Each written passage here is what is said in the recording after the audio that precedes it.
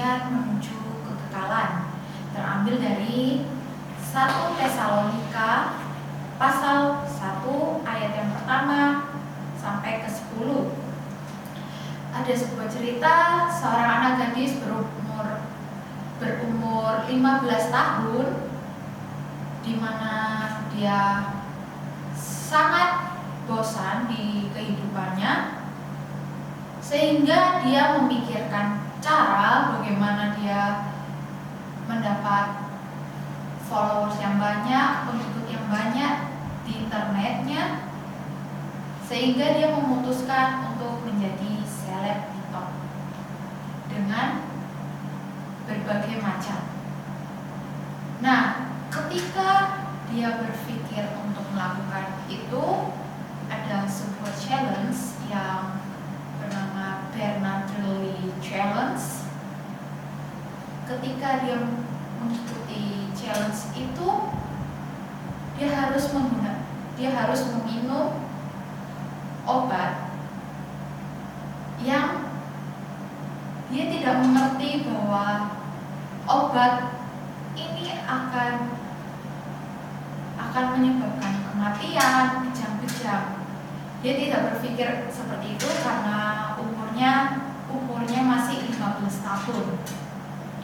Ketika dia mengikuti challenge itu, orang tuanya pun tidak tahu bahwa si anak ini mengikuti challenge yang digunakan oleh teman-temannya juga, dan pokoknya banyak yang mengikuti challenge itu.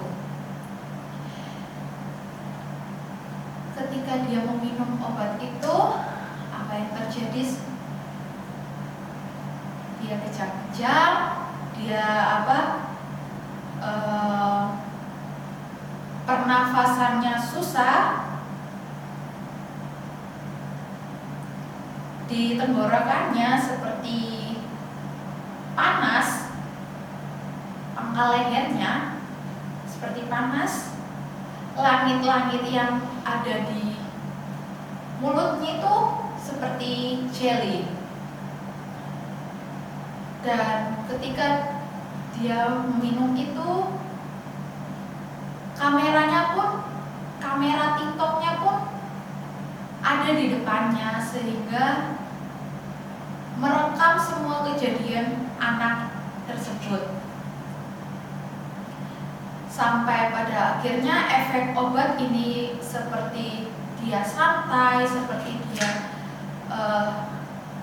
goyang-goyang sendiri,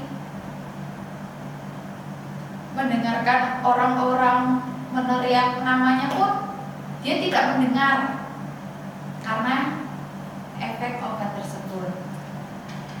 Nah, tidak lama pun anak ini jatuh pingsan, tidak sadarkan nyawa, dan orang tuanya pun bingung kenapa anak ini tidak keluar kamar sama sekali.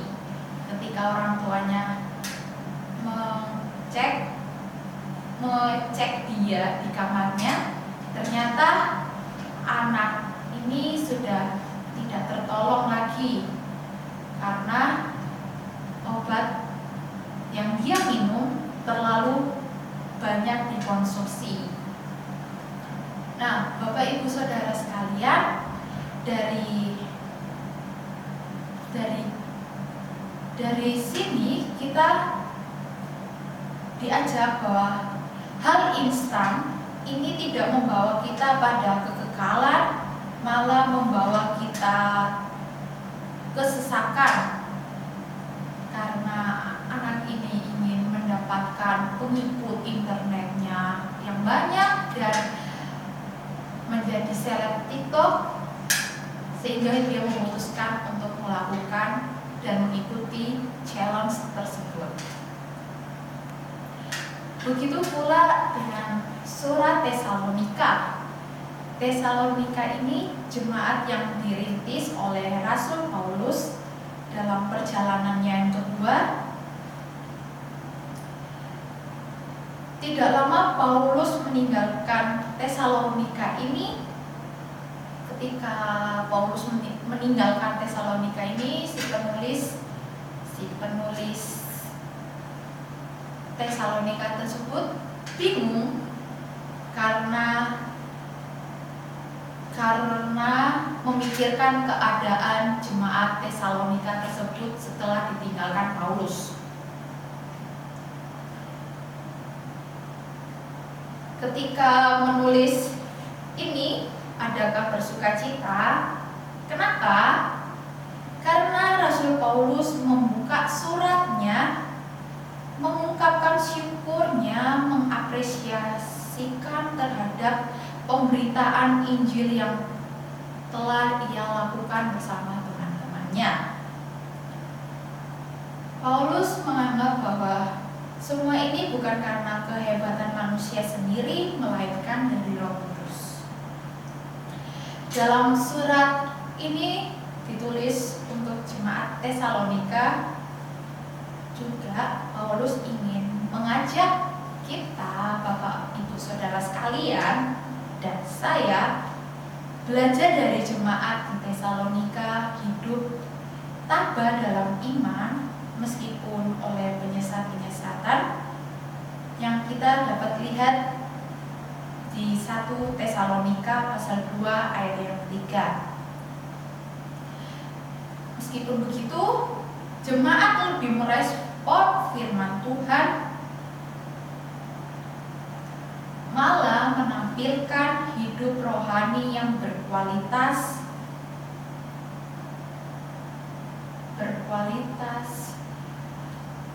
pokoknya mengikuti ajaran-ajaran firman Tuhan.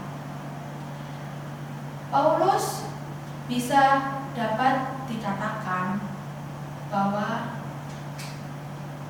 dia adalah guru. Kenapa? Karena adanya Paulus di jemaat di Tesalonika memberi diri mereka diperbarui. Mulanya mereka melakukan penyembahan berhala, tetapi kemudian menjadi orang-orang yang menyembah Kristus serta memberi pengaruh yang berdampak bagi sekitar mereka, menjadi teladan bagi di sekelilingnya.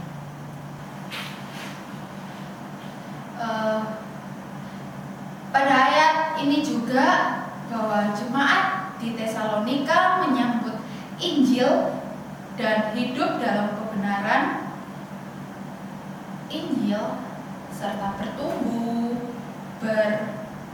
berakar dan berbuah. Buah yang dicapai oleh jemaat di Tesalonika ialah bersinar di dalam Tuhan, yang artinya tingkah laku jemaat berpadanan dengan Injil Yesus Kristus Allah, dengan Injil Kristus, dan Allah pun memilih mereka. Bapak Ibu Saudara sekalian, kita lihat lagi dalam ayatnya yang ke-5 sampai ke-8 yang diberitakan dengan kuasa Roh Kudus serta dengan kepastian kokoh direspon oleh jemaat Tesalonika, hidup dalam pertobatan dan pembaharuan. Hidup jemaat di Tesalonika sangat bersinar serta berpengaruh sampai di Makedonia, Filipi, dan Akhaya,